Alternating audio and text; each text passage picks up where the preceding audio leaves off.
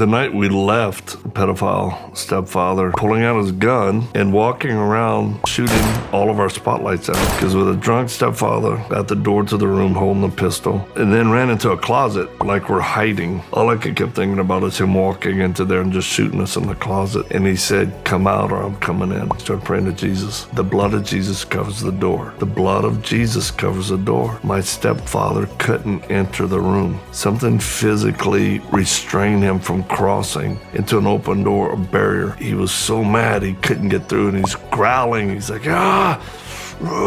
All she said was, "Run. Just start running." The night we left, the pedophile stepfather, was a night that he came home drunk, which was, there's two types of drunks. There's the happy, jovial drunk, and then there's the mean one. And he definitely was a mean one. So he came home drunk, and he's yelling and screaming at my mom, and it was based on the electric bill. That's what he was using that night. And why is the electricity bill so high? And all that. Then he ended up pulling out his gun and walking around the outside of the house, shooting all of our spotlights out in the corners of the house. Boom, he's shooting them. And I mean, even me as a kid, of course we're freaking out, but I'm thinking, why in the world? You can just turn the lights off. How does that even make sense? But when he starts shooting everything and yelling, and he's walking around the house, my mother grabs us and the kids who were there. We ran into the back room and then ran into a closet like we're hiding. And my mother kept the door open to the room to try to throw him off. And, but when he came in the house and we're all, and our door's cracked so we can see, and, just intense. Gosh, it was intense. And he started saying, "Where are y'all? Where are you? You better come out." And that was like a horror movie right there. And he got to the door of the room, and we're all just trying not to make a sound. We're terrified because all I kept thinking about is him walking into there and just shooting us in the closet. And my mom was worried for that as well. But she started praying. She started praying to Jesus quietly, like calling out to the Lord. And look, I was like 9 years old or something. I'm thinking, Jesus, the Jesus I know from Sunday school, he's a really nice one. He's breaking bread, handing fish out. He's on the felt board, Jesus. He's going up to heaven. He doesn't really look masculine or capable, just loving. And I'm like, we need a different type of, we need like a Rambo Jesus right now. It's like we need someone who can flex and get something done. And then my mother started praying this: the blood of Jesus covers the door. The blood of Jesus covers the door. And again, I'm thinking, whoa, what's that going to do? What happened next made me really understand that Jesus was alive, and that his blood, there was something powerful about it. Because with a drunk stepfather at the door to the room holding a pistol, looking in and seeing the closet door, and he's looking at the angle, but he hasn't come in. And he said, "Come out or I'm coming in." And my mother's just praying the blood of Jesus covers the door, because we had no other options there. And a lot of times in life, when you have nothing else but Jesus, you go to him real quick. And my stepfather couldn't enter the room. Something physically restrained him from crossing into an open door, a barrier. And he was so mad he couldn't get through, and he's growling. He's like, ah! And I remember just going, what what's happening? That was like my first.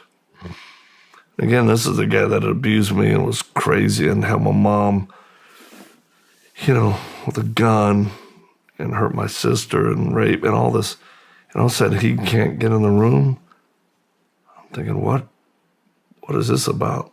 But I knew Jesus had to be real because nothing else would stop him. And he left. He went and lay down.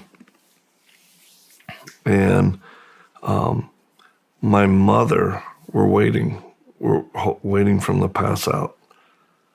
And we didn't want to run down the hall because their bedroom was right on the other side. So my mother opened this window in the room, and it was small, and she starts pushing us through. And all she said was, run, just start running. And this was a nicer area at the time, nice homes, nice land, and we're just running. We were just running through this dark woods area, trying to get to a neighbor's house. And I mean, I could remember there was so much fear because you could imagine him just coming out and running after you like a monster. And then before my mom could get out, the telephone rings. We had one phone in the house for us as a family. It was in the kitchen, the kind that hung up with it's a long cord. And my mother was scared for my sister to come home because she's like, once we leave, if any of the kids come home, like my sister or brother, he might kill them. So as we're launched out of this little deal running, the phone rings. She's hoping he's passed out. My mom tippy-toes down the hall into the kitchen, answers the phone. She goes, don't come home. Don't come home. It's like she just needs to say a few things and run out the door. And that's what she hears. Rita, come into the room. It was my stepfather. That's how he pulled her out of the room. Because back in the day, old phones, you could dial a number, hang up, and it would automatically call. Your phone would ring. That's how he pulled her out. So she thinks she's talking to one of the kids real quick, and then she hears this pretty evil voice. And she had real presence of mind.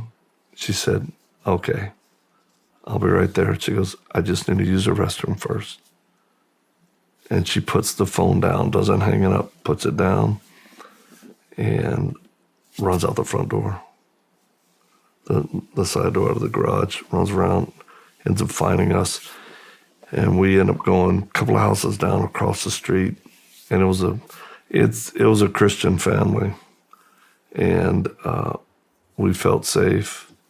And they ended up calling the police. And we never went back for, like they got him out. We ended up moving to a different city. And I never went back to that house until, like 30 years later. And when I went back, it was that time I was traveling through, and I went to that house after, or actually it was before I met with him. And it was like, I felt like the Lord said, go to the house you lived in. And then that was more terrifying to me than meeting with him, because it was like first encounter and, oh my gosh, not that house. And it was weird in my mind when I was just thinking, oh my gosh, it's got to be monsters in there or something. I mean, I'm a full-grown man thinking, I don't want to go to the house. But I did. I trusted God, obeyed him, knocked on the door. I remember stepping back. I didn't have a gun or anything. I was like, I don't know what's going to come out of this house. The door opens. It's an elderly lady. like gray hair, you know, definitely 70s, maybe close to 80. Just, I'm like, whoa, hi. She goes, can I help you? I said, yes, ma'am. I'm not a salesman, because I was dressed in a suit, and I'm like, I said, I actually work for a ministry, and I said, this is going to sound odd, but I said, I used to live here. She goes, you did? She goes, who was your dad? And I told her. She goes, my stepfather. She said, I bought this house from him. And now we're just standing there. It's awkward. And she goes, bad things happened here, didn't they, son? She goes, yes, ma'am.